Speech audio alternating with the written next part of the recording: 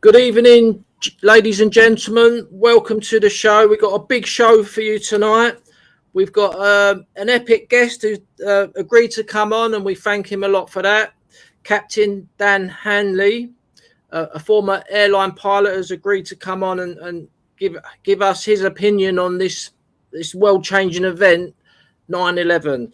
So welcome to the show. This is National Housing Party, United Kingdom. This is our channel.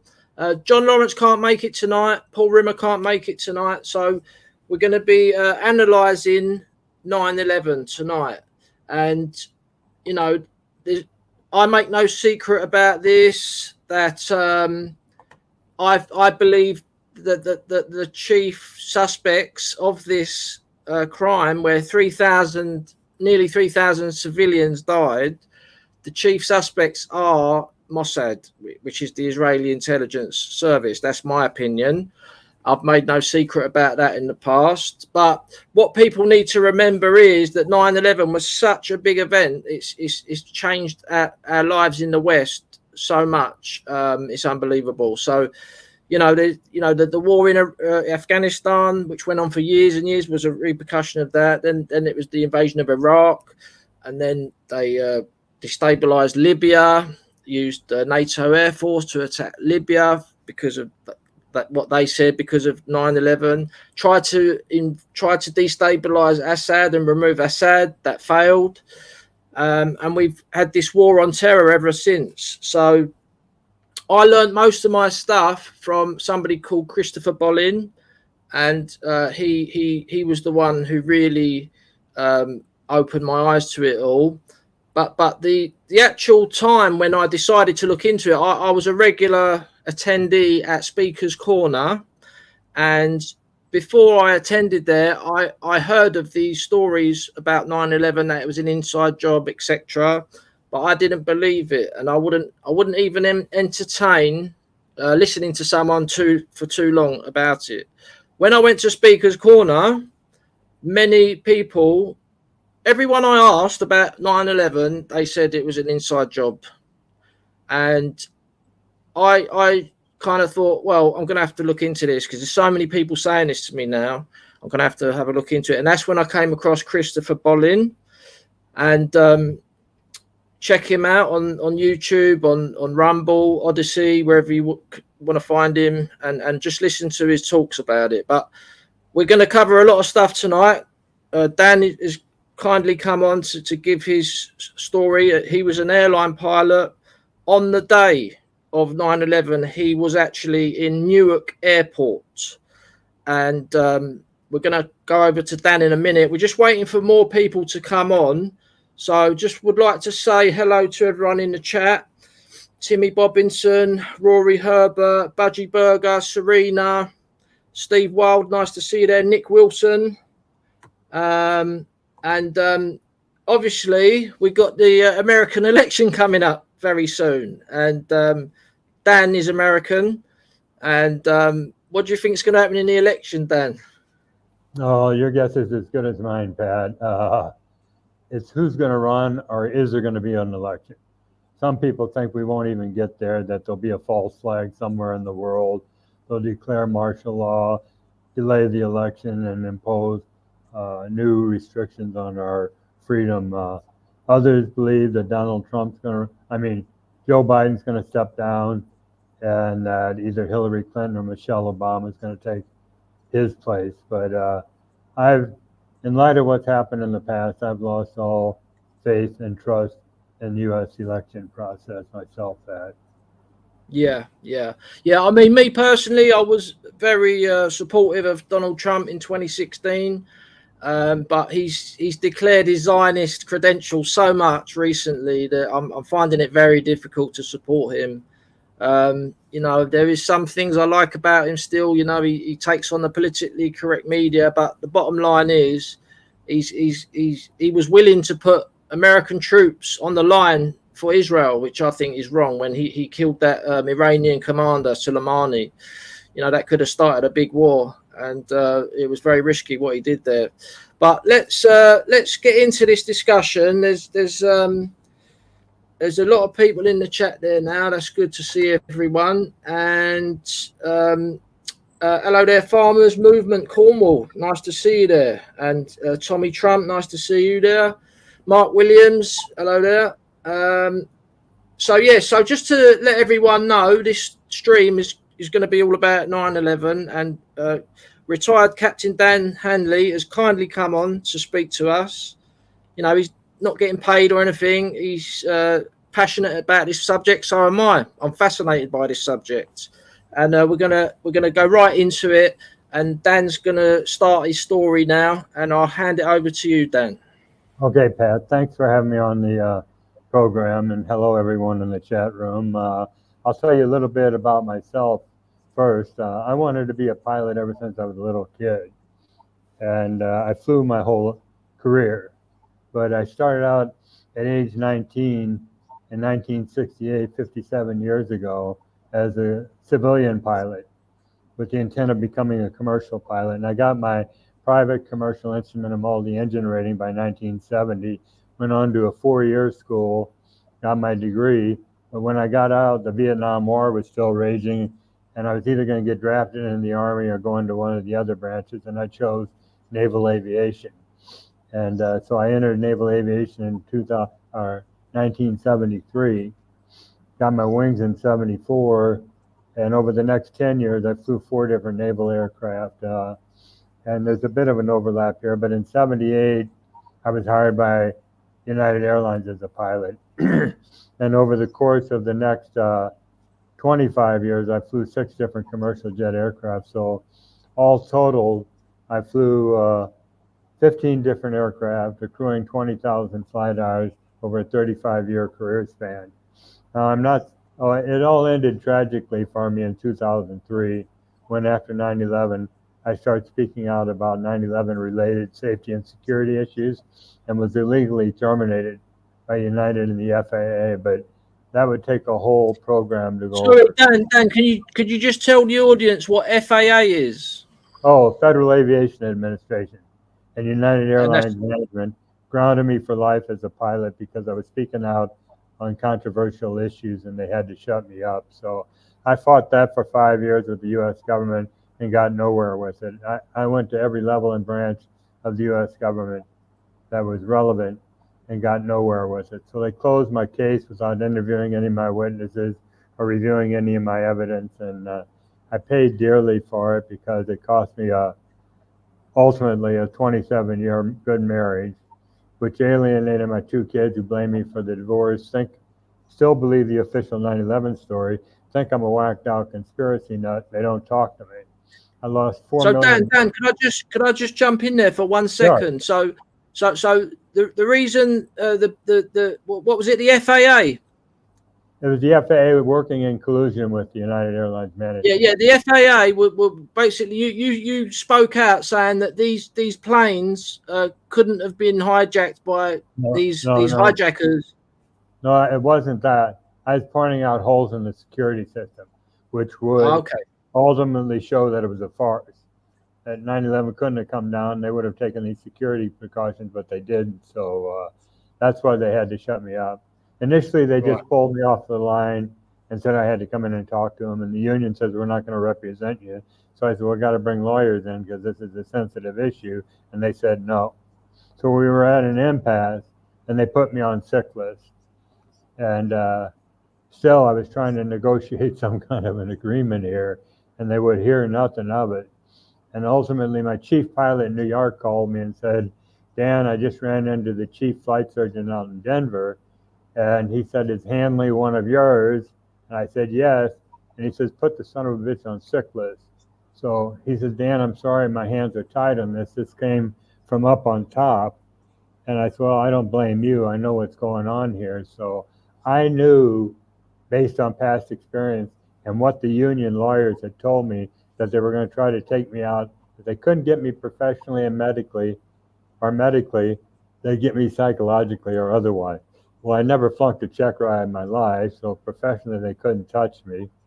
I never flunked a fight physical in my life, so I thought they're going to come after me psychologically because I saw they had done this to other people and removed them from the property. So I was living in Atlanta at the time, and I went to the best mental health professionals I could find, a psychiatrist and a psychologist, and said, here's where I am with United. Here's what they're going to try to do to me.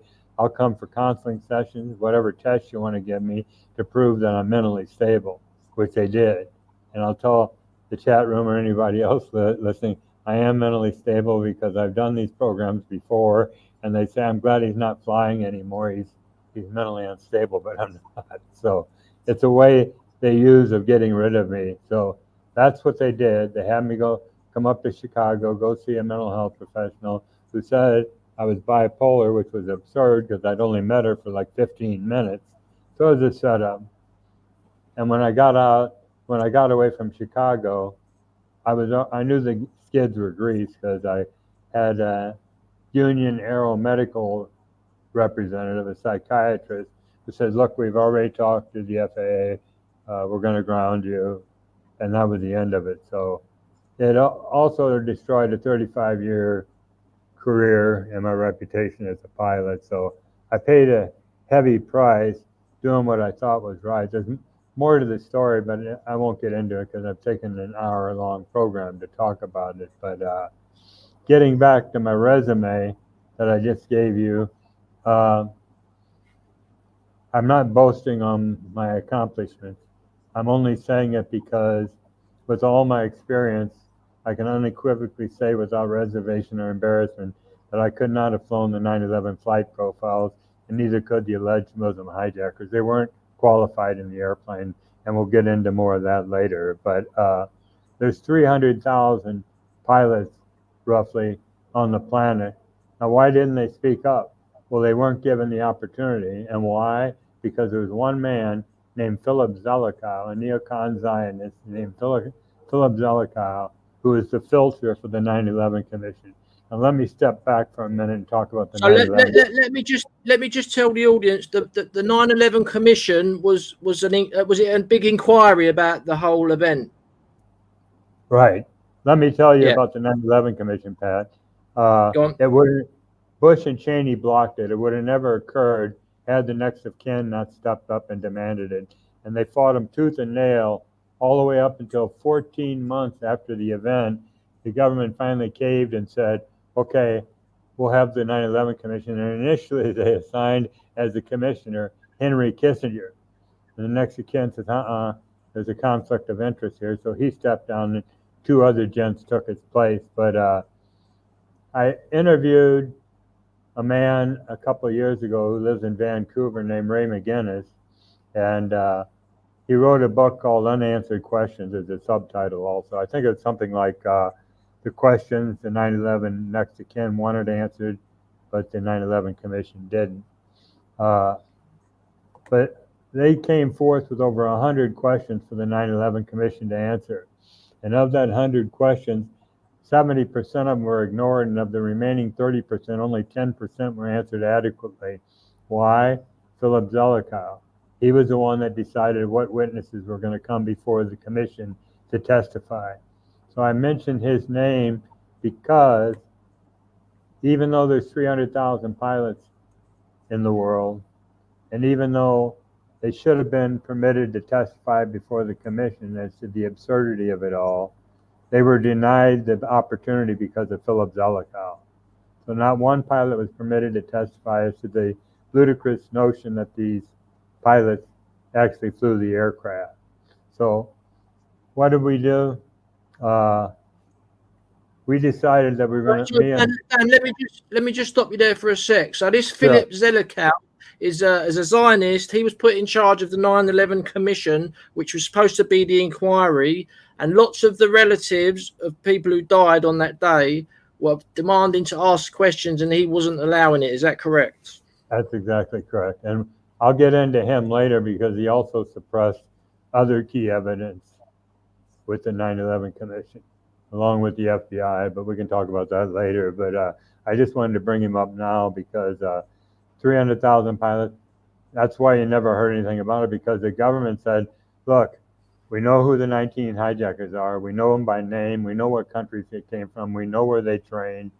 They took this, I mean, it was mainly training in light single engine prop job aircraft, okay? But Propellered aircraft. yeah, we believe that the reason, now, Pat, you fell for the story, right? You believed it until you start questioning it. You believed that the hijackers flew Correct. the airplane. Correct. I believe the official story at the Right. beginning, yes. Well, 99% of the population, we believe, the pilots believe, the reason they fell for it is that they're not pilots and they cannot conceive of the absurdity of this ludicrous notion that those pilots flew the aircraft. So that's why we feel like the government got away from it, and the mainstream media went right along with them. So they So sold let me it. just clarify. Let me just clarify to the audience. So all these alleged 19 hijackers were learning how to fly propellered planes, not jet planes. Is that correct, Dan? Yeah, but it wasn't all 19 of them. Just a few select individuals were. But So let me just quickly tell the audience. So the story is that these hijackers learned to fly propellered planes, and they'd never flown jet planes. And so the first time they ever flew a big jumbo jet was the day they hijacked it and then managed to fly it into the buildings. That's what the official story is trying to tell us. And over to you, Dan. right. So what a small group of us got together and said, look, we as we gathered more and more information on this, we said, look, we know it's 18 years after the fact because we started this about 5 years ago, but let's go forward, not with the hope of getting our information before a commission, but bring it before the court of public opinion so they can judge for themselves as to what actually occurred. And that's what we've been doing. And what started out as I started out as a Facebook group called 9/11 Pilot Whistleblowers. Then we got a blog talk radio program we had going, but we couldn't get enough volunteer pilots to come on to talk about it. So I was working with a few guys, and I said, we need a website. So we came up with a website and established this grassroots organization. Now I'm the director and international public spokesperson for this grassroots organization called 9/11 Pilot Whistleblowers. And the website I just mentioned is at 911pilot.org if you want to call that up, because I'll be referring to it some. Yeah. I've just put it in the chat. I've just put it in the chat for you. Okay, good. If you want to refer to that, I'll be going back to that periodically. But if you look at the top of the page, we have a YouTube channel at 911 Pilots. So if you want to look, it's got 57 videos on it. And we quit putting some videos on because YouTube was saying it was hate speech, which it wasn't. But anyhow, at the top of the page, there's a Join Us tab. Now, we don't want just pilots to join us. We want to invite members of the general public to join us as well. And all we need is your name and email address, and we'll put you on our mailing list. And then we have a Contact Us tab. You can contact us, and we'll try to get back to you depending upon the volume of emails we're receiving at the time. But the purpose, now, I don't want to lose the audience because some people will say you can't remote control an airplane, but the purpose of our organization is to show that the Muslim hijackers weren't in control of the aircraft, but that the aircraft were electronically hijacked and remotely controlled through employment of this system called the uninterruptible autopilot that I'll talk about in a minute, that enables a remote source to take complete control of the aircraft autopilot and flight management computer and guide it to its designated target. And once this system, Okay, Dan, let me just clarify to the audience. So what Dan's saying is that these hijackers did not hijack these planes, and they were remote controlly hijacked by somebody else, and they took control of these planes. Over to you, Dan. Exactly. So once the system's engaged, the pilots can't disconnect the system. There's one way of engaging an autopilot, and that's by turning on the switch. And there's about 4 ways of disengaging it. You can turn the switch back off, but there's a little button on the steering wheel of the yoke you can press. That'll disengage it. If you apply a 70-pound or greater force on one of the controls, that'll disengage it. Or if you pull the circuit breaker to remove electrical power from the system, that'll disengage the autopilot. Well, once this uninterruptible autopilot system is engaged, none of that works. Even if you pulled every circuit breaker on the airplane, it's got its own power source, so you can't unpower the system. So I'll get into discussing that in a minute, but that's our purpose. Our goal has been to recruit, one of our goals has been recruit highly trained and experienced pilots, whether they're active or retired military or civilian, from around the world, which we've had some success in doing, who will attest on film, on camera, to be put on social media and our website, that not only could the hijackers not have flown the airplanes, but they could not have flown them themselves, just like I just mentioned I couldn't. Okay, and we'll get into the profiles here in a minute also. But when I hope you haven't, I hope I haven't tuned anyone out talking about remote control airplanes, and I want to get into the remote control page. Well, let me just say something, Dan. So in Gaza at the moment, Hamas are hijacking quite a few of the Israeli drones. They're jamming them with electronic systems and then getting control of the drone. So presumably it's a similar thing. What you're suggesting happened on 9/11 back then, and that technology could have easily been available back then by the Right. world's top Right. technicians. Right. That's what I want to get into here, Pat, because most people don't realize, but remote control of large aircraft dates back over 80 years to 1944, when towards the end of World War II, the U.S. Army Air Corps launched Operation Aphrodite in Europe. It was actually in the UK they launched this. And what they did was gutted out OB-17s. They gutted them out to lighten the weight of the aircraft so they could load it with 30,000 pounds of Torpex, which is a highly incendiary compound. Now, pilots were required to make the takeoff, but once they got up in the air, they'd bail out of the aircraft, and these aircraft were remotely guided to German targets in Europe. Now, this was 80 years ago that this happened.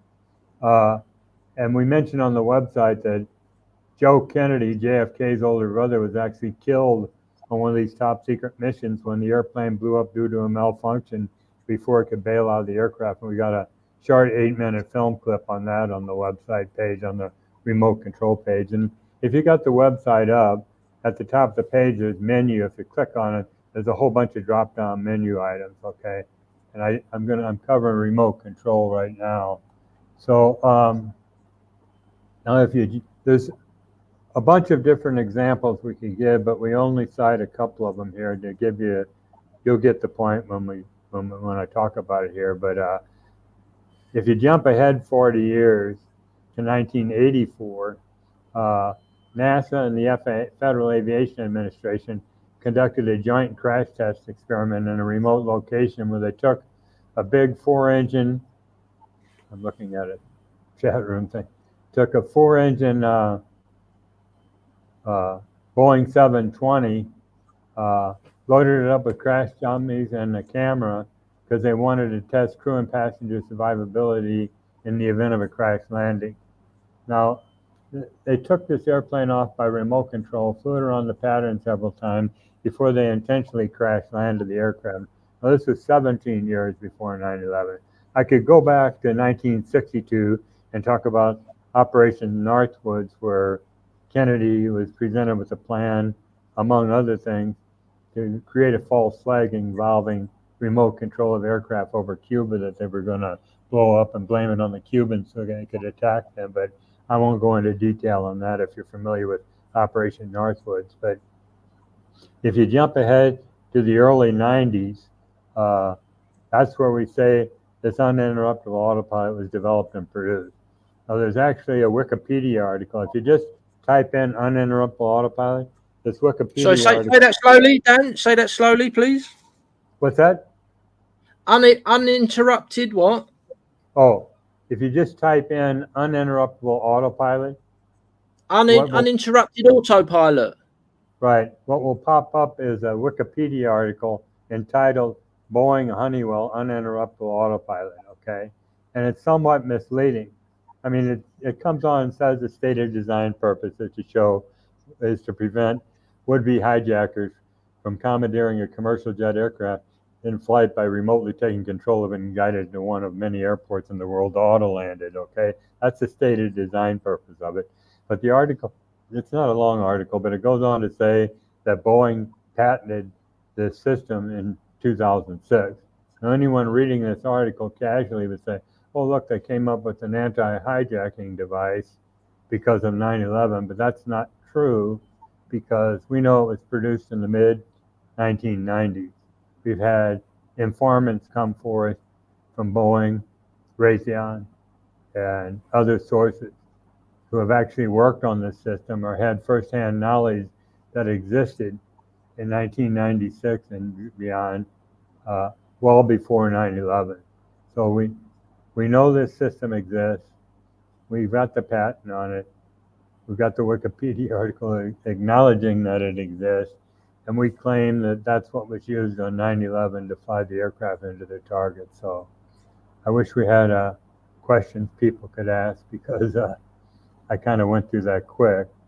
But yeah. So what you're saying is that this technology was available a very long time ago, long before 9/11. This electronic technology to electronically hijack a aeroplane and take control of the direction of the plane.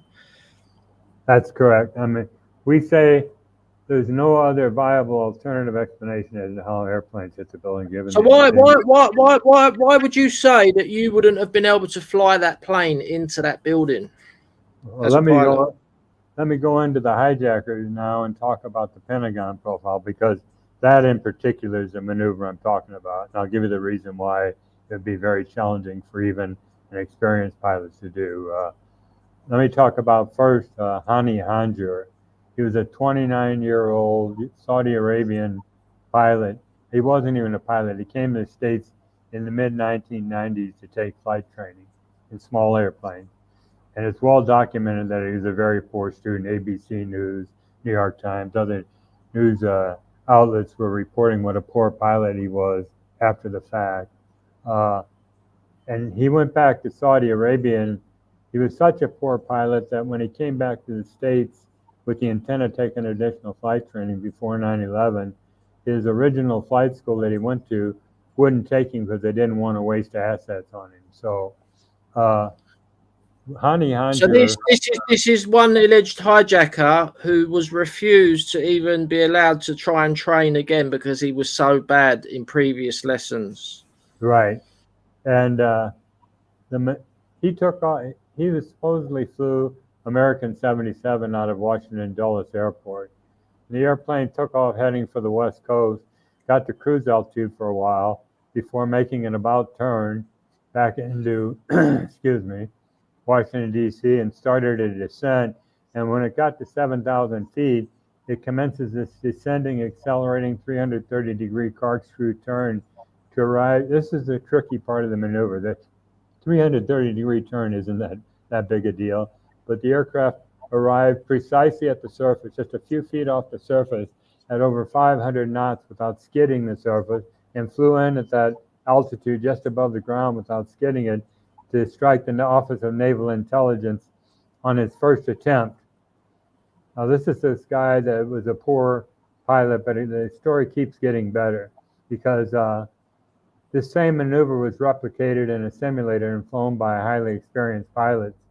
And every time they tried the maneuver, they crashed the simulator. So we've been expected to believe Hani Hanjour could have done it on his first attempt. So, and was this the plane what hit the Pentagon? Yes. Allegedly. Yes. And I'll just interject something before I go on with Hani Hanjour here. It struck the Office of Naval Intelligence, which housed the budget analyst office. And the day before 9/11, Donald Rumsfeld held a press conference where he announced $2.3 trillion was missing from the Pentagon budget. And where did the plane hit? That office that housed over 50 of these analysts that were investigating this missing money and killed over 30 of them. Was that a coincidence? Well, Hani Hanjour had to be a pretty good pilot to do that. But getting back to Hani Hanjour, he went to the Freeway Airport in Bowie, Maryland, 1 month prior to 9/11, and wanted to rent a single-engine Cessna 172, a propeller job. And when you go to an airport like this, if they don't know you, you have to prove you can fly So they take you up on an evaluation flight. It isn't a training flight. You got to go up and demonstrate you can fly. Well, he didn't go up on one of them. He went up with two instructors, a woman named Sherry Baxter and a guy named Ben Connor, and on 3 flights over 2 days. And they came back to the chief pilot at the airport, a guy named Marcel Bernard, who I spoke with personally on this, who confirmed the story. And they told him, don't rent him the airplane. He can't handle it. So what did Hijacker do? He goes down the road to Congressional Air Charter, another fixed base operator, and goes flying with a pilot named Eddie Shalev, who came back from the flight and said, yeah, he's a good pilot. So what now, after this happened, after 9/11, the 9/11 Commission staff and the FBI agents visited these 4 pilots, Ben Connor, Sherry Baxter, Marcel Bernard, and Eddie Shalev, and interrogated them. And they each told their story. And Ben Connor was sure he was going to get a call from the 9/11 Commission. He said the call never came to testify, okay? So what appeared in the 9/11 Commission final report? Only Eddie Shalev's testimony that he was a good pilot. It wasn't taken under oath. It appeared as but an end note in the final report. The rest of it was suppressed by the FBI and Philip Zelikow at the 9/11 Commission. And who was Eddie Shalev? Well, he came to the States 2 months prior to 9/11. He was an Israeli citizen. Wow. And disappeared afterwards. We don't know where he went, maybe back to Israel. So the question begs, was he a Mossad agent? We don't know. We'll never know. Right. Let me just quickly come in on that. So we had a few airline trainers, air pilot trainers, and this alleged hijacker, this Saudi, went to them first, and they said, this guy can't fly properly. Do not rent him a plane. He then went off to this other guy, who you're saying is now an Israeli citizen, and he testified in the 9/11 Commission that he was an okay pilot. He didn't even testify before the commission. They took the notes that had been taken when they interrogated these guys and put it into an end note on the 9/11 Commission final report. He didn't testify before the commission. Right. They just took his statement and made a statement in the final report that he was a good pilot, which was a lie. So when I think about United Flight 77, why did it hit the Pentagon? Why didn't they take it to the White House or the Capitol building or some other prominent? But the Pentagon's a military installation, and the U.S. government came out and said, this is an act of war. They've attacked a military installation, okay, which enabled them to launch Operation Enduring Freedom, and over the period of 21 years, kill 110,000 Afghan citizens. So that's the story of Hani Hanjour. Now, you want to get into the other hijackers, there's not a lot to mention there. Mohammed Atta was a ringleader. He's an Egyptian. And he flew American 11 into the North Tower. It was the first plane to hit a building. And his was basically a straight-in approach, flying just under 500 knots to hit building the North Tower. And the other guy was a United Arab Emirates pilot named Marwan al-Shehi, who flew American United 175 into the South Tower. Now his was a little bit more challenging because if you'll remember, 12 seconds out, that airplane rolls into a 30-degree angle of bank turn to hit the building, and had that turn not occurred precisely at that time with that angle of bank, somebody's computed that he would have missed the building by 800 feet had he hit it dead on. And when you think about it, all 3 airplanes hit with cruise missile precision on their first attempt with these rookie pilots. So I want to also mention that the navigation system on today's modern commercial jet aircraft is derived from cruise missile technology, and it's extremely accurate, and it's evidenced on an auto land when the visibility goes way down. Pilots are required by federal regulations to let the airplane auto land. And why do they do that? Because the autopilot's a better pilot than the pilots are. They can do a better job. Yeah. And so Also about Mohammed Atta, he was he was doing cocaine and strippers allegedly the night before of the alleged hijackings, and these guys are supposed to be like radical, extreme, uh, hardline Muslims, and they don't do things like that. If you're if you're a practicing Muslim that intent on taking your life for Islam, I doubt you're going to be doing those sort of things. There is stories that they were CIA agents or controlled by Mossad. But we'll get into the theories a bit later on. Carry on. okay, where was I? I was talking. Oh yeah, you go to the drop-down menu on the website, and we have an airplanes tab there, and we do a comparison of a light 1-ton Cessna 172 compared to a 100-ton 767 aircraft, and just do a comparative analysis of the aircraft. And we say it would be akin to having driven your family car for about a year and then hopping into a huge semi-tractor trailer, an 18-wheeler, get it up to a high speed and try to drive it through a garage without scraping the sides of the truck. That's how accurate it has to be. You'd have to be, or even getting in a Formula One race car you've never driven before and get it up to high speed and try to keep it on the track. They're just two entirely different airplanes with entirely different handling characteristics. But the next item down on the drop-down menu is the cockpits. And we show a picture of a Cessna 172 cockpit with the old round dial instruments and a few radios, okay? And then we show the immensity of a 767 cockpit, and all we say at the bottom of that page is, notice any subtle differences? Well, of course you do.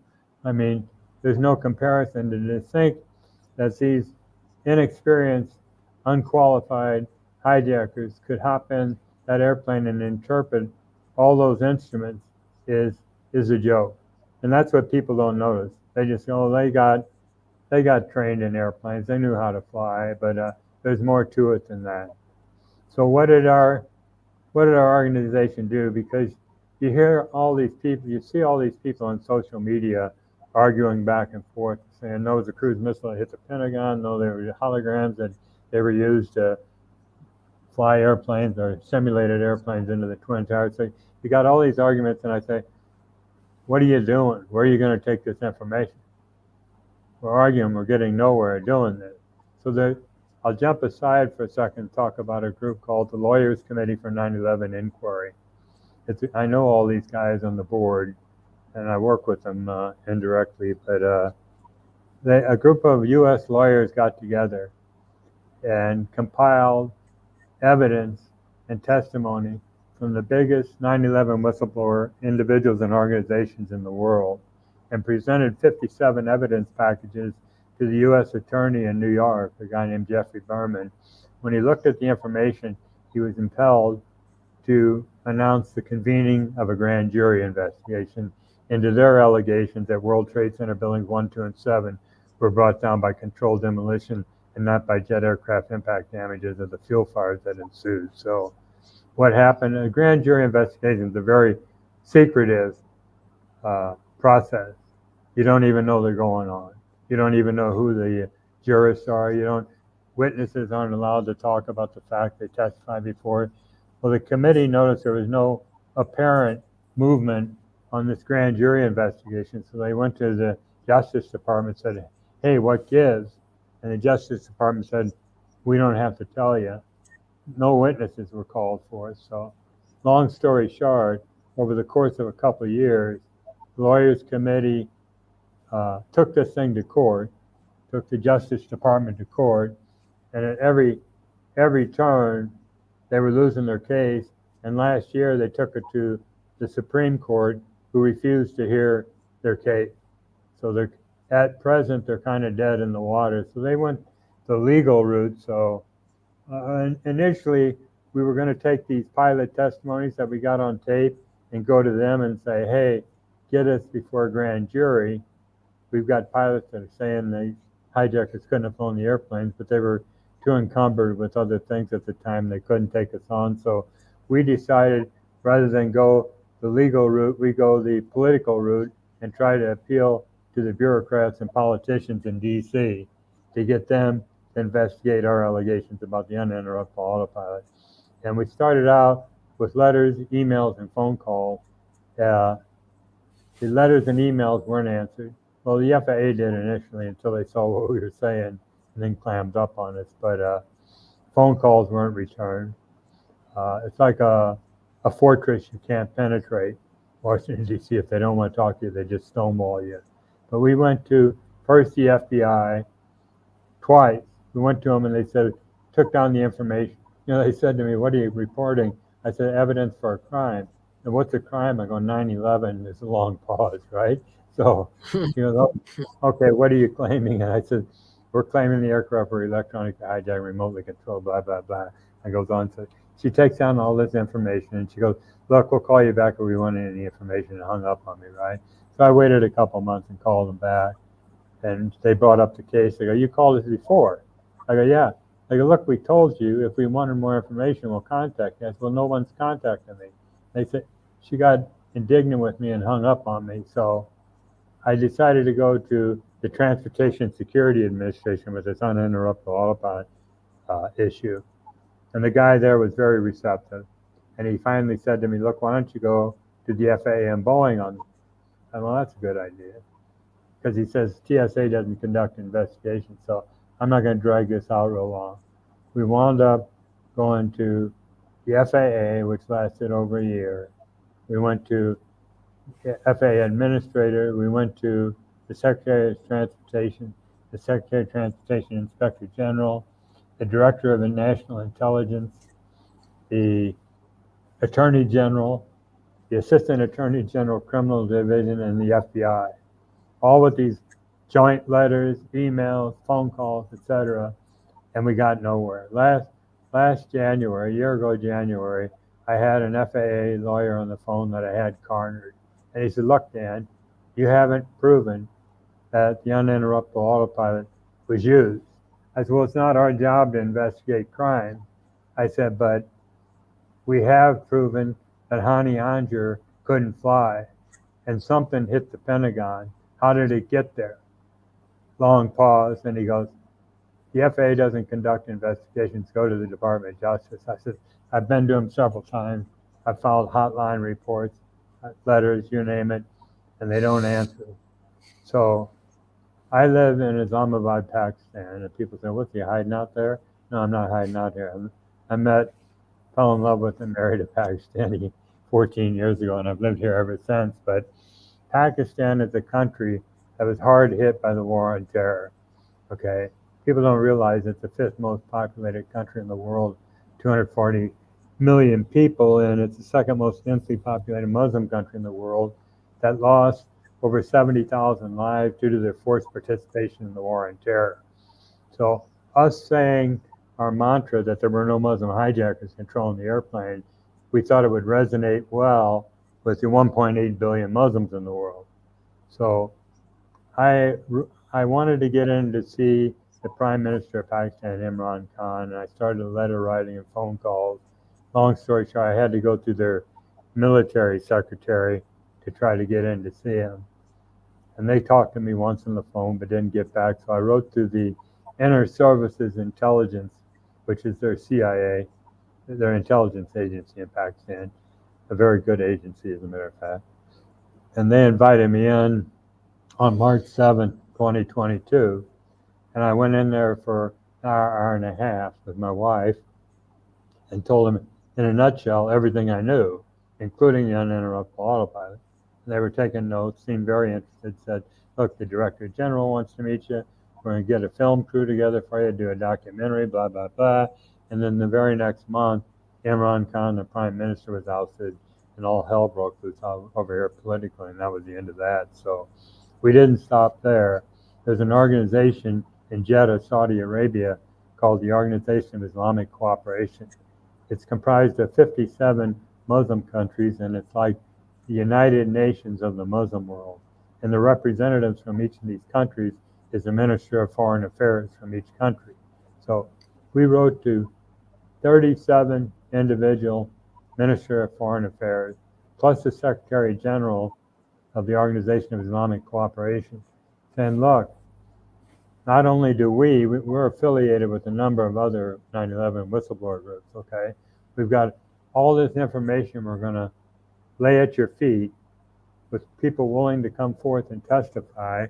Why don't you establish an International Islamic Commission for 9/11 inquiry and a Muslim 9/11 Commission, figuring the groundswell of support amongst 1.8 million Muslims would be profound. Not one of them were game. The ministers didn't answer. I talked on the phone several times. I went to another group called the Muslim World League in Mecca. Same thing. They're not interested. So about a year and a half ago, I ran across a video on the internet, and it had Sergei Lavrov, the Russian foreign minister, was entertaining the Secretary General of the Organization of Islamic Cooperation and his whole contingent in Moscow, saying, hey, we're friends of the Muslim world, we want to cooperate with you. And I went, aha, that's an idea. So I wrote a joint letter to Sergei Lavrov and the Secretary General, didn't get an answer. So in frustration, I didn't just come up with these ideas. I got other guys in the woodwork that don't want to come out. They want to remain anonymous. But we decided that we would write Xi Jinping, Vladimir Putin, and the two Secretary Generals of these organizations. And of course, we didn't get a response, but that's in the to be continued file, because we do have possible. But the problem right now is, with all the turmoil going on in the world, we're on the brink of a nuclear war. No one's interested in 9/11. You'd think Vladimir Putin, look, all these intelligence agencies around the world have all the information we have and more. There's 195 countries in the world, with the exception of a handful of leaders. None of them have stepped forward. They're not stupid. They've got this information.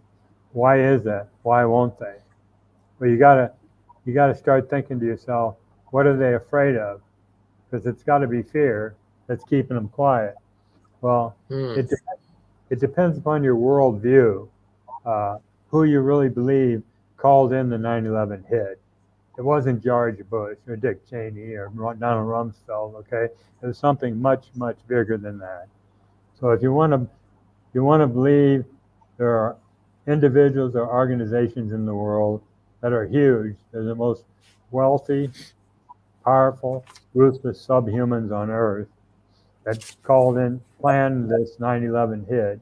Whether you want to believe it was the bloodline families, the Freemasons, the Black Pope, the Jesuits in the Vatican, the Council on Foreign Relations, the Committee of 300, the Bilderberg, the Rothschild. I can go on with a list of possible suspects. Any or combination of all those got together years ago and came up with this plan for what they were going to do. Now, I personally believe you blamed it all on Israel, but there's too many indicators. You said you read Christopher Boland's book. I didn't, but I've watched him plenty of times on videos. I know what he says. Yeah, I didn't read his book. I was like you. I watched a lot of his videos, which was basically what was in his book. Right, and anybody that hasn't read it, it's called Solving 9/11, The Deception That Changed the World, something like that, okay? And it's Bollyn, Boland. And the other book you ought to read is David Icke's book, The Trigger. It's a big book. Again, I haven't read it, but I've watched enough of David Icke to know what he's saying. But I personally believe, as do other members of our organization, that 9/11 was planned and executed by Zionist members of the governments of the United States, Israel, and others through collusion between the CIA, Mossad, and others. Now, you can debate that issue, and I could give you pointers as to why I believe that, but that's what I think they're afraid of, are these huge powers out there behind 9/11 that could either break the country or assassinate the leader. You look at Muammar Gaddafi and Saddam Hussein when they stepped out of line. What brutal ending to their lives. Okay. These other leaders look at that and say, no way, I'm not going to say anything. Or those with the IMF, World Bank, they'll destroy your economy. When you look at the central banks owned by the Rothschilds in the world, they'll destroy your economy. So here we are, ordinary citizens that shouldn't be out investigating this stuff, are doing podcasts like we're doing here right now, because there's agencies of the government that should be doing it instead, but they won't even take our information. I rest my case, Your Honor. Do you want me to start asking you some questions, Dan? Sure. Go ahead. I don't know if I can answer. Let me just give a bit of a background for the audience who might not know this. But there was something called the Annan Plan, which Israel did in the 80s. It's on Wikipedia. You can check this out quite easily. It's called the Annan Plan, and it was a Zionist think tank to to see what the best future for Israel should be. And they clearly said they want to remove Saddam Hussein, all the Arab dictators around Israel, Saddam Hussein, Assad, Gaddafi, Iran's leader, and one or two others. And that was the Yinan plan for a greater Israel. So there's a greater Israel project where they want to expand. The current borders of Israel is going to go right into Syria, right into Egypt, right into Lebanon, other countries as well. So that's the Yinan plan. So they were plotting to attack these dictators who were surrounding Israel in the 80s. And the theory is about 9/11 is it was actually Mossad who did it, in order to trick the West, the US military, the UK military, to invade these countries and take these dictators out. And that's exactly what happened. So, and Mossad's motto is, Mossad is like the CIA of America or the MI6 of the UK. They're the military intelligence organization. And the motto for Mossad, the Israeli intelligence organization, is, by way of deception, thou shalt do war. I mean, that's quite ironic that is their motto and what we are more or less suggesting. So we talked about the black boxes earlier, and you said that they only found one black box, was it, from the airlines? Well, they found, according to a friend I know, they got data via the Freedom of Information Act, and they recovered the Pentagon black box. It was damaged, but they were able to recover enough data to put together a picture of what they believe happened, which they believe American 77 hit it, while other people believe there was an airborne swap of flight vehicles and a cruise missile hit the Pentagon, okay? But that's one of the black boxes. And then they found a black box, I believe, for the Trade Center, one of the trade centers in Pennsylvania. Don't hold me to this, but they were damaged. The information Yeah, so just for the audience, on this day, 9/11, 2001, 4 planes were allegedly hijacked. Two of them went into the Twin Towers, one into each tower. One hit the Pentagon, and one went down in a field. Now, not only was the Twin Towers hit and brought down, there was another building called Building 7. And this was a massive building. Like the Twin Towers were extra massive buildings, but the Building 7, I believe, was 52 stories high. So if you've ever been in a tower block and you're on the 15th floor of a tower block, you know how high that is. This block was 52 stories high, and no plane hit Building 7. They said the debris from the falling Twin Towers set fires off in Building 7, which then collapsed like it was a controlled demolition. It was blatantly obvious that it was, to me, that it's a controlled demolition. And so no plane hit Building 7. There was one plane that went down in Pennsylvania in the field, which you mentioned earlier. I personally believe that plane was supposed to go to Building 7, but it didn't get there for whatever reason. And, and because they had planned to detonate these buildings to spark this invasion of the Middle East, they brought it down anyway. And there's all sorts of stories about that as well. There's footage of the BBC reporter saying Building 7's gone down, and it was still in the background behind her on the screen before it had even gone down. I don't know if you've seen that, Dan. Yes, I have. Yes, and also Larry Silverstein, multi-billionaire Zionist. These Twin Towers were, I only learned this the other day. This is what I like about this subject. You learn new things all the time. And apparently the Twin Towers had asbestos in them, and people were dying from cancer because of asbestos. So the people who owned the Twin Towers, they couldn't sell these Twin Towers. To remove the asbestos, it was just too expensive to do. So they couldn't do that. They couldn't sell the buildings. They were worthless, these buildings. Nobody wanted them. A few months before 9/11, this guy, Larry Silverstein, who was a Zionist, multi-billionaire, bought the worthless Twin Towers, got them insured for terrorism, and then Christopher Bolin documents this in detail, that Larry Silverstein hired an Israeli security firm who were all ex-Mossad, so they were in control of these buildings all the time. There was even one guy who tried to become a security advisor to the World Trade Center years before, who was ex-Mossad, but he was a convicted murderer from Israel, and he was refused this job. But when Larry Silverstein took over, he then was allowed to become this high-tech security advisor. And so it was basically Mossad, Zionists were in control of the whole area of Twin Towers, Building 7. And also another big piece to the puzzle is that there's no CCTV or pictures of the alleged hijackers on the day in the airports where these planes allegedly got hijacked from. And the CCTV company who owned the company were an Israeli company. And you've said to me before, Dan, that you was aware of this, that there's no actual pictures or CCTV of these.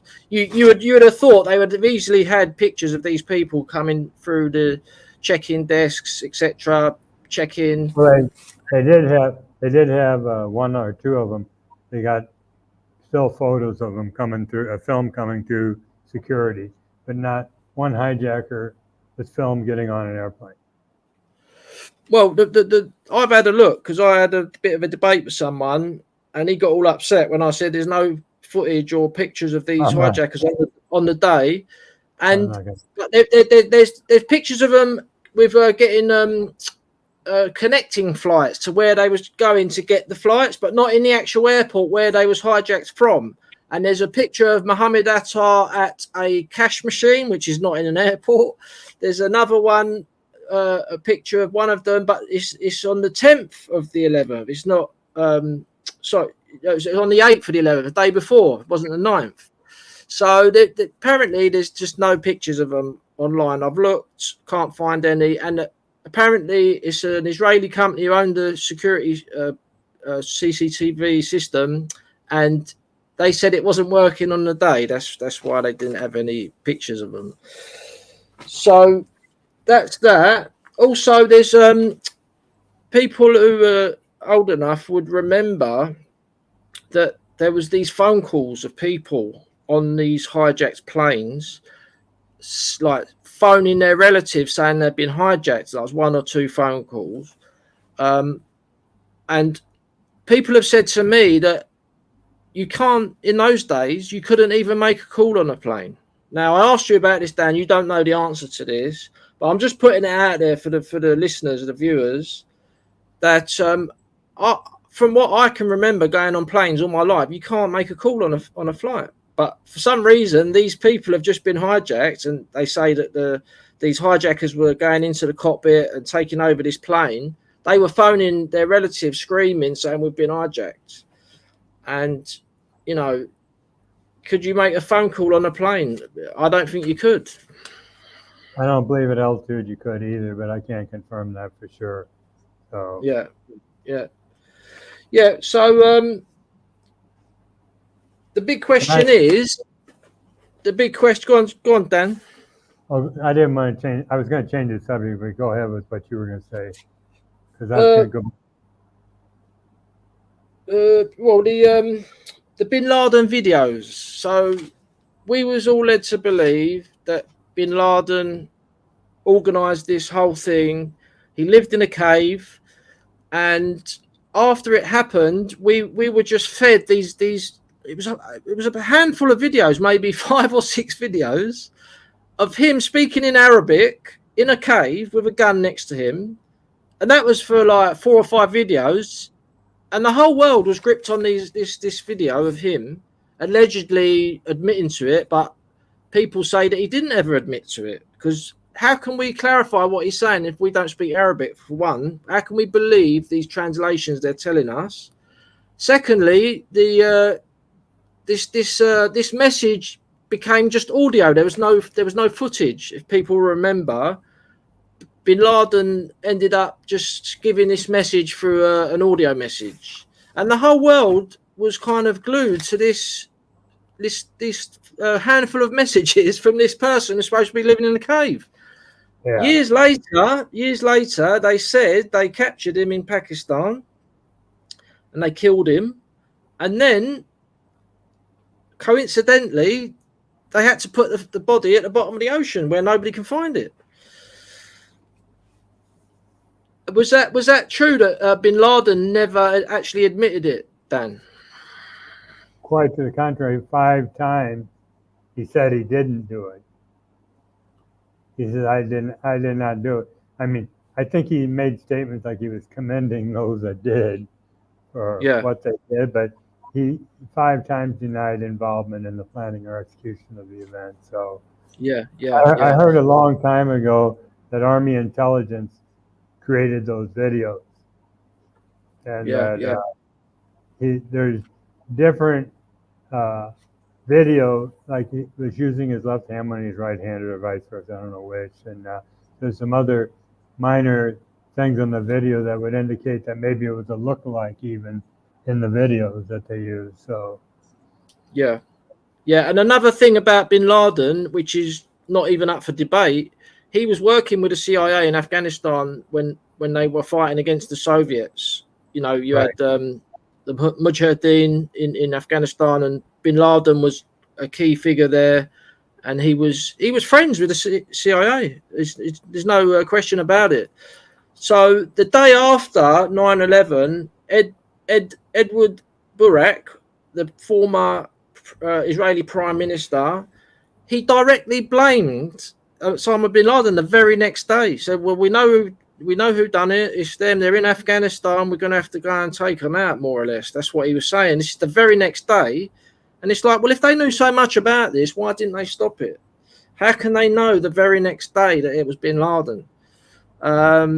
Also, another big question is, you know, if these alleged hijackers did not even get on the planes, my theory is, let me tell you my theory, that a Mossad unit either was embedded with these hijackers, or they stumbled across their operation and basically finished it off for them. That's what my theory is. So technically, on the day of the hijackings, these hijackers may have thought that they was actually going to be going through with this, but they was in control of Mossad, and Mossad just basically killed them all, and they didn't even get to the planes. The planes were hijacked, remote controlled, gone into the buildings, and the explosives brought the buildings down.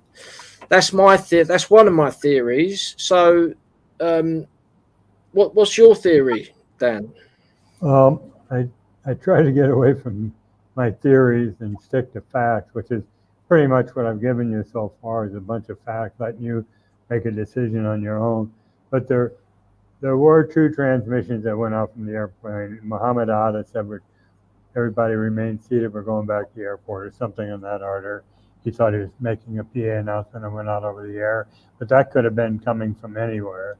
And another one was the Pennsylvania crash, where it was a hideous recording of these guys screaming, get out of here, and yelling going on. So yeah. So another option of my theory could be they did get on the planes, they did try and hijack them, they may have failed to hijack them, but this remote control system kicked in and finished the job for the real people behind the operation. Right. So yeah, so I've got a few other things. Can I go back to the Greater Israel Project and tie it in with October 7th and 9/11? Okay. Yeah. You already talked about Odysee on wanting to topple or destabilize the countries that the Greater Israel. If you overlay a map of the Middle East, it overlays on the countries that Pat just mentioned. But the Israelis claim all land from the Euphrates to the Nile River is the biblically prophesied promised land. And that's their rationale for doing what they did. But there was a guy named General Wesley Clark. He was a NATO commander, but he was retired after 9/11. He went into the Pentagon to visit a friend, and this is just weeks after 9/11. And this general said to him, hey, come here, look at this plan we've got. The United States is planning on invading 7 countries over the next 5 years. And he says, for what? He said, I don't know. And people laughed at when he was making this statement. Yeah. I've seen the footage of General Wesley Clark saying that. The 7 countries were Afghanistan, Iraq, Libya, Sudan, Iran, and 1 or 2 others. And so a lot of people knew this was going to happen. Well, they didn't finish the job after 9/11. And I contend that October 7th was a false flag. That was the most heavily guarded fence in Gaza in the world that they breached, and that Israel knew they were going to do it. They got warning from the United States and Egypt that something was coming down. They chose to ignore it and allowed it to happen, just like the United States and Israel allowed 9/11 to happen, so they could justify doing what they're doing with their genocide in Gaza right now. But I personally, and this is just speculation on my part, I personally believe they're going to try to realize the Greater Israel Project by not stopping with Gaza, but going to the West Bank, attack Lebanon. That'll bring Iran, Russia, you name it, all hell will break loose in the area over there. And if you look at what's going on in the Ukraine, Zelensky even said, this is the new Greater Israel, the Ukraine. And they were talking about bringing in millions of Jews into the Ukraine and establishing that as part of Greater Israel. So I believe it's all tied together. That Israel wants a Greater Israel Project realized, and the United States wants to rule the world, their hegemony, their imperialism. 900 bases in 195 countries, or whatever, 130 countries. Plus, someone somewhere along the line, the war on terror, I was told, cost about $6.2 trillion. Somebody reaped financial benefit from that, and it's a military-industrial complex. So, war is a racket, Smith Butler said, and it is. So I just want to clarify that because of the 9/11 attacks, it really affected our lives for America and the UK. Thousands of soldiers lost their lives and were seriously injured. Millions of innocent civilians were killed because of the invasions of the Middle East, which was a repercussion from 9/11. and then that sparked off further attacks in Europe from Muslims because of that. And we've also had a lot of our freedoms taken away. Now, if we leave our country and come back, the police can just take our phones off us at the airport when we re-enter the country, and if you don't tell them the passcode for your phone or your electrical devices, you will be convicted of a terrorist act. This is all because of 9/11. So we've lost a lot of freedoms. You know, they can hold us without charge in police stations for much longer now because of 9/11. So this whole thing, you know, which I believe was committed by Mossad, has really affected our lives. I've got a few other things we've missed out. The passport, you know, they were so desperate for us to believe that these hijackers hijacked the planes that they even said they found one of their passports which fell out the plane onto the pavement of New York City when it hit the towers. So, you know, the plane's gone into the building, it's exploded, and this passport intact managed to fall out the plane window and onto the pavement. That's how they said they knew one of these hijackers on the plane. That's very suspicious. Also, the dancing Israelis. The dancing Israelis were a group of Middle Eastern-looking men who were celebrating and filming the towers coming down. A woman saw them out the window. She thought they were Arabs, and she thought it was suspicious. She phoned the police. The police came. They arrested them. They turned out to be Israeli citizens. One or two of them were Mossad agents. This is all confirmed. This is all fact. And they then went on to a TV show in Israel, and they said, what was you doing there? Filming the twin? They said, oh, we was there to document it. And two of them are confirmed Mossad agents. There was another couple of Israelis on the day, driving along towards George Washington Bridge in a van, stopped by the police. The van was full of explosives. These were Mossad agents. All of these people who was arrested after 9/11, the days after, they was all released eventually and allowed to go back to Israel. I mean, it's so obvious for me. There's so many things that points the finger towards Israel and not these alleged hijackers. But I think Mossad cleverly, you know, duped these Muslim hijackers into thinking they was doing this job, and they wasn't really in control. That's what I believe. Right. Right. And another thing I would like to mention is that when people kept telling me, oh, 9/11 was an inside job, so that to me meant that the American government did it, yeah. And I couldn't accept. This is why I didn't really want to look into it. I couldn't accept that there would be, you know, American agents, FBI, CIA agents, whatever, involved with the killing of 3,000 civilians in the Twin Towers. So that's why I think it's more points the finger at Mossad. However, there may have been some involvement from CIA or whatever. And this is the question I would like to, what I asked you before, which you said you're not sure about, but maybe there's an Official Secrets Act. If you're on a mission, you've got to sign an Official Secrets Act. If you speak about this mission, what you've been on, you're going to get 45 years in prison. Who knows? You know, because they do have an Official Secrets Act in our country, I believe. So maybe there was something like that. I don't know. But that's more or less it, really. Do you want to add anything else, Dan? No, not really. If people want to get a hold of me, because that's how usually people get a hold of me to do these programs, you can go to Twitter. I'm on there at Dan Hanley 4. I'm on Facebook at Dan Hanley, and we got that contact us page on the website. You can contact us that way, or if you got a question you want to ask, or a comment you want to make. So that's pretty much it. Yeah, I'll just put your Twitter link in the chat. That's it in the chat, guys. That's Dan Hanley's Twitter in the chat. Go ahead, Dan. No, I just want to say thanks for having me on, Pat. I appreciate it. Yeah, no, I really appreciate that you've come on, because I think it's a fascinating story, and I think the more people look into it, the better, because, like I say, they've caused a massive confrontation between like the European people and the Muslim world, and Right.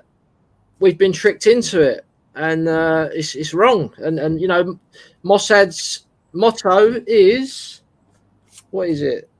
By way of deception, thou shalt do war.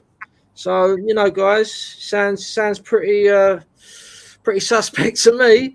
So yeah, I mean, I'll just say hello to the chat, everybody in the chat, and there was someone right at the beginning. I put his.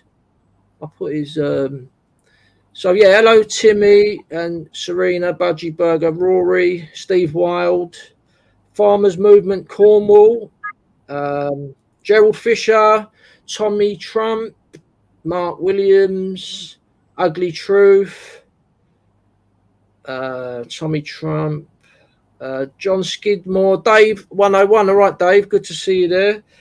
St. Thomas, Aquinas. Yeah, it's been a good stream, I think. All right, Big Vinny. Hello, Vinny. So, would you want to take any questions from the chat, Dan? Oh, sure. So, if anybody's got any questions, we'll do another 5-10 minutes, and just give us a question in the chat, and we'll ask Dan what your question is. While we're waiting, Pat, I'm just going to reiterate what our website is, 911pilots.org.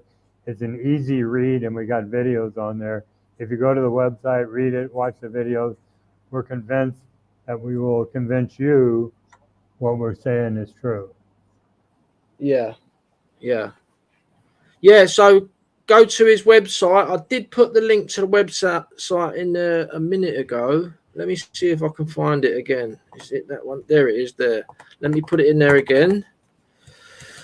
So check out Dan's website. I'll put it in the chat now. So Dan's Twitter link is in the chat, and Dan's website link is in the chat. Dave 101 is asking, do you trust your government, Dan? No. Silly question. Absolutely not. And it didn't start with 9/11. It started with the Vietnam War. I'm showing my age, but yet. I will mention this. I'm 75 years old. I don't need to be doing what I'm doing right now. And I feel like I know too much about the lies of 9/11 to remain silent. And as far as security goes, I get stopped for interrogation by the FBI and TSA every time I enter. Okay, somebody's asked me, have I read Judy Wood's book? I haven't read it, but I know what she's all about. And it's tragic that the 9/11 truth movement have shunned her, because I believe there's some truth to what she said. You look at the fact, I wasn't going to go here, but you look at the fact, you got these two buildings that are over 100 stories tall, made of concrete and steel, that was dustified, falling at near the free acceleration rate due to gravity, all the way to almost to the surface in 11 seconds, in a debris pile that was only 3 stories high that should have been 30 stories tall. So I personally believe, I normally don't announce this, but I personally believe William Rodriguez's explosion that he talked about in the basement prior to the first airplane hitting, directed energy, and we didn't talk about nanothermite, but I believe it was a combination of all of them that brought the buildings down. Yeah. No, I was aware of the directed energy weapons theory. I personally think it's the nanothermite, which because like 3 months after the Twin Towers came down, they were still smouldering. And I remember this. I was watching the news and I'm thinking, what are those smoke? Why is there still smoke coming out of it 3 months later? And this was the fires they couldn't put out because it was like molten lava, like you said, Dan. And right. This is how Anthony Boleyn tested the debris and found this super nanothermite, which is high grade military explosives, which is what he says. And also the Michael Chertoff, another Zionist who was in control of the whole of Port the New York Port Harbor, he didn't order a crime investigation. He just decided to remove all of the rubble and steel onto barges and took it to the Asia to be recycled, when it should have been investigated, because this super thermite should not be in the rubble if there was no explosions. Is that correct, Dan? That's correct. Yeah, and Michael Churchoff was the Assistant Attorney General Criminal Division that was assigned by Bush just a few months prior to 9/11 to that position. He is a dual U.S.-Israeli citizen, and his mom was a founding member of Mossad. Yeah, I mean, check out Christopher Bollin as well. If you look into all the people, who are in the positions of authority, the Port Harbor, the Twin Towers, the CCTV for all the airports, all Israeli Zionists. And, it's very suspicious. So there's one there. Have you ever been prosecuted, Dan, for speaking out? No, but let me tell you what happened to a captain named Philip Marshall. He was a 67 captain at United Airlines and had written 2 books on 9/11 and was about to publish a 3rd one. He told his neighbors and his ex-wife he was being threatened. A few days later, the neighbors found his family dog and 2 kids shot to death, and Philip had a bullet in his head, and the police deemed it was a murder-suicide, that he killed his kids and turned the gun on himself. And guess who the California Attorney General was at the time that didn't investigate the crime any further? Kamala Harris, the Vice President of the United States. So you read into that whatever you want. But I've never been prosecuted. I've never been prosecuted.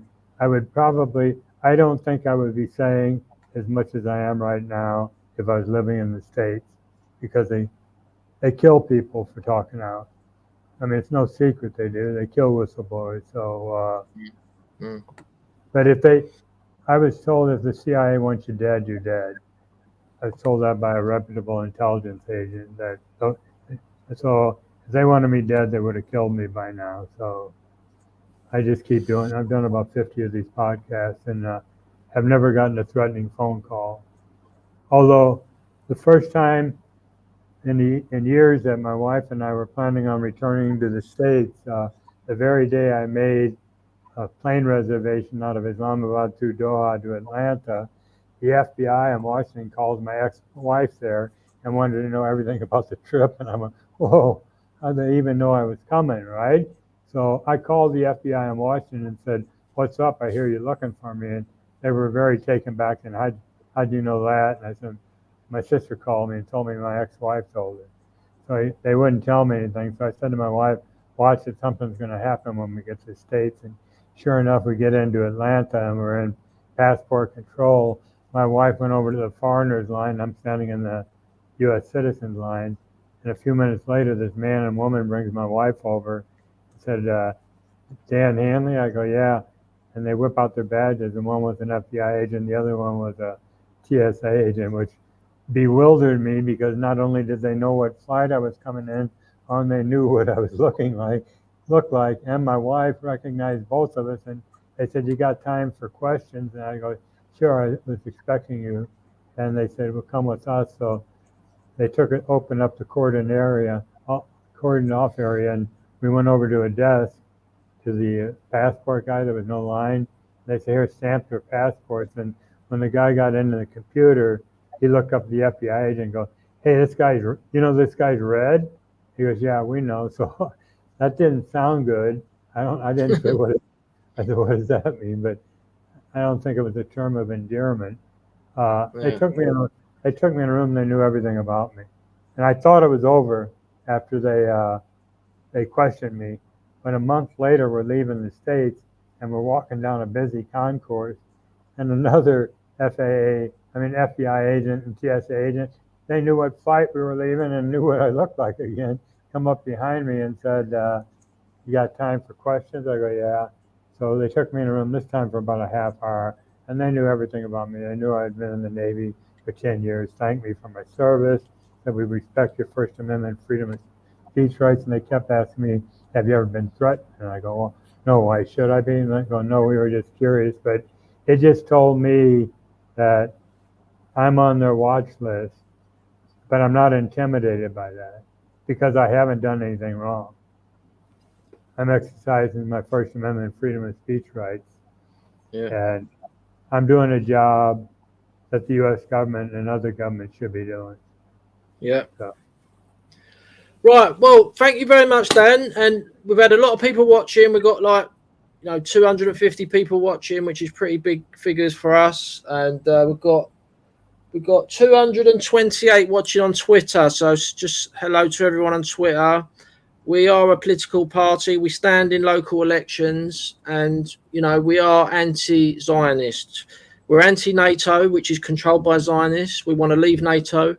And we want to nationalise the British Army. We don't want the British Army going and fighting in Ukraine or Israel or any of these places. We want the British Army, the British Navy, to be protecting our borders at the Channel, because we're being invaded by dinghies at the moment. I don't know if you know about that, Dan, but we're getting invaded by these dinghies who claim asylum, and they just get put in hotels. We've had about 180,000 of them so far. Anyway, thanks for coming on, Dan, and follow Dan on Twitter. Follow him on Twitter. Check his website out. Join the mailing list. All the links I have put in the chat. So just look back in the chat and you'll find all these links. And thank you very much, Dan. Do you want to say anything else for last words? No, I just want to thank you, and thanks people in chat that tuned in to us. And please go to the website and have a look at it. And if you like what you see, pass it on to your family, friends, and neighbors, and post it on your favorite social media outlets. I appreciate it. Yeah. Okay then, Dan, I'm going to close the stream now. Thank you to everyone who tuned in. Please comment with your theories after this. You've watched this stream on YouTube. Put a comment in. Tell us what you think your theory is, and share it on Twitter and whatever social media platform you're on. And I'm going to end the stream now. Thank you very much, Dan. Thank you, Pat.